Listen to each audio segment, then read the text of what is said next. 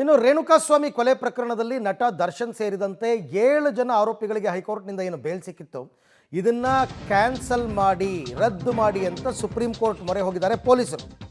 Supreme ಕೋರ್ಟ್ಗೆ ರಾಜ್ಯ ಸರ್ಕಾರ ಅರ್ಜಿಯನ್ನು ಸಲ್ಲಿಸಿದೆ.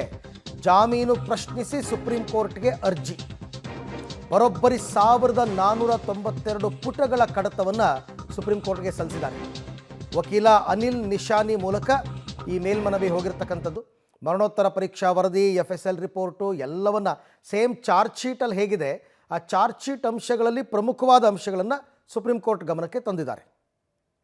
ಈ ಬಗ್ಗೆ ಮತ್ತಷ್ಟು ಮಾಹಿತಿ ನನ್ನ ಕೊಲೀಗ ನರಸಿಂಹಮೂರ್ತಿ ಅವರಿಂದ ಪಡ್ಕೊಳ್ಳೋಣ. ಮೂರ್ತಿ, ಇವಾಗ ಸರ್ಕಾರ ಏನೋ ಸುಪ್ರೀಂ ಕೋರ್ಟ್ಗೆ ಮೇಲ್ಮನವಿ ಸಲ್ಲಿಸಿದೆ, ಆದರೆ ಹೈಕೋರ್ಟ್ನಲ್ಲಿ ಮತ್ತು ಲೋವರ್ ಕೋರ್ಟ್ನಲ್ಲಿ ಯಾವ ರೀತಿ ವಾದ ಪ್ರತಿವಾದಗಳಾಗ್ತಾ ಇತ್ತು, ಸುಪ್ರೀಂ ಕೋರ್ಟ್ನಲ್ಲೂ ಅಷ್ಟೇ ಸುದೀರ್ಘ ವಾದ ಪ್ರತಿವಾದಗಳಾಗಬೇಕಾಗುತ್ತಾ ಈ ವಿಚಾರದಲ್ಲಿ ಅಂತ? ಅರವಿಂದ, ಈಗಾಗಲೇ ಸುಪ್ರೀಂ ಕೋರ್ಟ್ನಲ್ಲಿ ರೇಣುಕಾಸ್ವಾಮಿ ಕೊಲೆ ಪ್ರಕರಣ ಸಂಬಂಧ 7 ಜನರ ಜಾಮೀನನ್ನು ರದ್ದು ಮಾಡಬೇಕು ಅನ್ನೋ ಮಟ್ಟಿಗೆ ಸರ್ಕಾರ ಮೇಲ್ಮನವಿಯನ್ನು ಸಲ್ಲಿಕೆ ಮಾಡಿಕೊಂಡಿದೆ. ಅದರ ಅರ್ಜಿಯ ವಿಚಾರಣೆ ಇದೇ ತಿಂಗಳ 24ನೇ ತಾರೀಕು ಸುಪ್ರೀಂ ಕೋರ್ಟ್ನಲ್ಲಿ ವಿಚಾರಣೆಗೆ ಬರಲಿದೆ.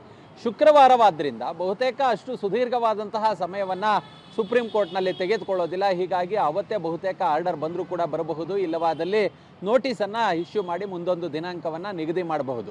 ವಿಚಾರ ಏನಂತ ಹೇಳಿದ್ರೆ, ಇದೀಗ ಈ ಪ್ರಕರಣದಲ್ಲಿ ಬರೋಬ್ಬರಿ 1492 ಪುಟಗಳಷ್ಟು ಒಂದಷ್ಟು ಕಡತಗಳನ್ನು ಸುಪ್ರೀಂ ಕೋರ್ಟ್ಗೆ ಸಲ್ಲಿಕೆ ಮಾಡುವ ಕೆಲಸವನ್ನು ಸರ್ಕಾರದಿಂದ ಈಗಾಗಲೇ ಈ ಪ್ರಕರಣದ ವಾದ ಮಂಡನೆಗೆ ನಿಯೋಜನೆಗೊಂಡಿರ್ತಕ್ಕಂತಹ ಅನಿಲ್ ಪಿ ನಿಶಾನಿ ಅವರು, ಪ್ರಾಸಿಕ್ಯೂಟರ್, ಇವರು ಪಬ್ಲಿಕ್ ಪ್ರಾಸಿಕ್ಯೂಟ್ರು, ಇವರು ಈಗಾಗಲೇ ಈ ಕಡತಗಳನ್ನು ಸುಪ್ರೀಂ ಕೋರ್ಟ್ಗೆ ಸಲ್ಲಿಕೆ ಮಾಡಿದ್ದಾರೆ ಅನ್ನೋ ಮಾಹಿತಿಗಳು ಲಭ್ಯವಾಗ್ತಿದೆ.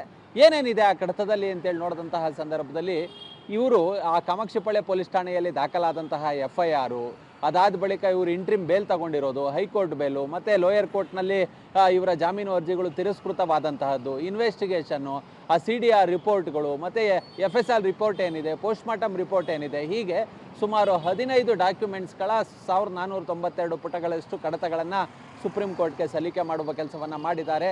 ಇದೇ ಶುಕ್ರವಾರ ಈ ಅರ್ಜಿಯ ವಿಚಾರಣೆ, ಮೇಲ್ಮನವಿಯ ಅರ್ಜಿ ವಿಚಾರಣೆಗೆ ಬರಲಿದೆ. ಅವತ್ತು ಇವರ ಭವಿಷ್ಯ ಏನಾಗುತ್ತೆ, ಬಹುಶಃ ಇವರ ಜಾಮೀನಿನ ಅರ್ಜಿ ಏನಿದೆ, ಹೈಕೋರ್ಟ್ ಕೊಟ್ಟಂತಹ ಜಾಮೀನನ್ನು ತಿರಸ್ಕಾರ ಮಾಡುತ್ತಾ, ಇಲ್ಲ ಜಾಮೀನು ಸರಿ ಇದೆ ಅಂತೇಳಿ ಹೈಕೋರ್ಟ್ನ ಆದೇಶವನ್ನು ಎತ್ತಿ ಹಿಡಿಯುತ್ತಾ ಅನ್ನೋದನ್ನು ಶುಕ್ರವಾರ ಕಾದು ನೋಡಬೇಕಾಗುತ್ತೆ. Right Murthy, thank you. ತಮ್ಮೆಲ್ಲ ಮಾಹಿತಿಗೆ ಧನ್ಯವಾದ. ಸುಪ್ರೀಂ ಕೋರ್ಟ್ ಗಮನಕ್ಕೆ ಒಂದಷ್ಟು ಪ್ರಮುಖವಾದ ಅಂಶಗಳನ್ನು ಕೊಟ್ಟು ಇವರೆಲ್ಲರಿಗೂ ಕೊಟ್ಟಿರೋ ಜಾಮೀನನ್ನು ರದ್ದು ಮಾಡಿ ಅಂತ ಕೇಳಿದ್ದಾರೆ.